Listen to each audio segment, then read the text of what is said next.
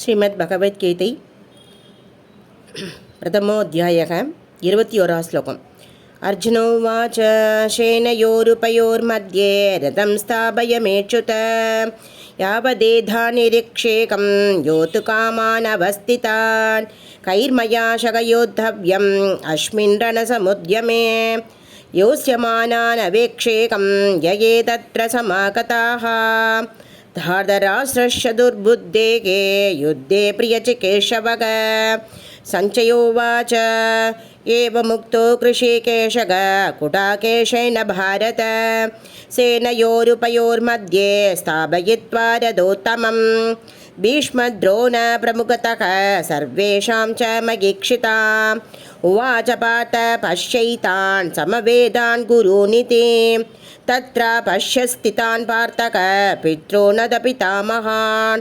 आश्चर्यान् मातुलान् भ्रातॄन् पुत्रान् पौत्रान् सखींस्तथा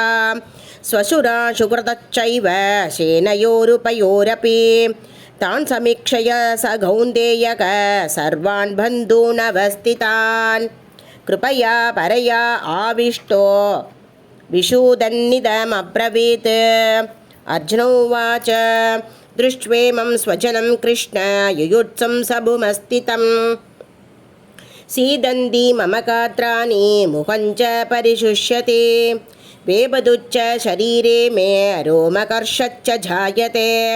काण्डीवं संशदे कस्तात् त्ववक्षैव परिदह्यते न शक्नोमि व्यवस्थातुं प्रमदीव च मे मनः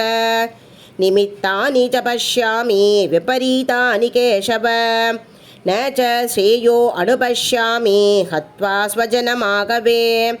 न काङ्क्षे विजयं कृष्ण न च राज्यं सुखानि च किन्नो राजेन गोविन्द किं भोगे जीवितेन वा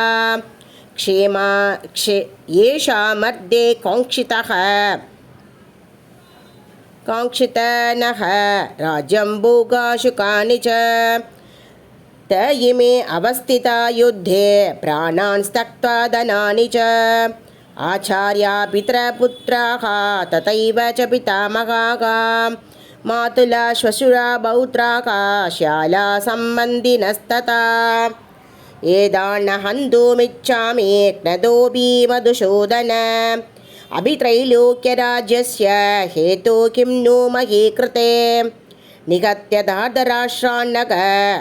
खा प्रीतिश्च जनार्दन भावमेवाश्रये तस्मान् हत्वैदानाददायिनः तस्मान्नार्हा वयं हन्तुं धार्तराष्ट्रान् स्वबान्धवान् स्वजनं हि कथं हत्वा सुखिनः श्याम माधव यत्यप्येतेन पश्यन्ते लोपो भगत चेकशः कुलक्षयकृतदोषं मित्ररोगे च बाधकं कथन्न ज्ञेयमस्माभिः भावादस्मानिवर्तितं कुलक्षयकृतं दोषं प्रपश्यद्भिर्जनार्दन कुलक्षये प्रणश्यन्ते कुलधर्मा सनातनाः धर्मे नष्टे कुलकृष्णम् अधर्मो भीभवद्युत अधर्माभिभवात् कृष्ण प्रदुष्यन्ति कुलस्त्रियः स्त्रीषु दुष्टासु वर्ष्णेय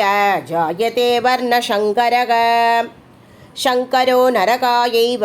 कुलज्ञानां कुलस्य च वदन्ति पितरो येषां लुब्धपिण्डोदकक्रियाः।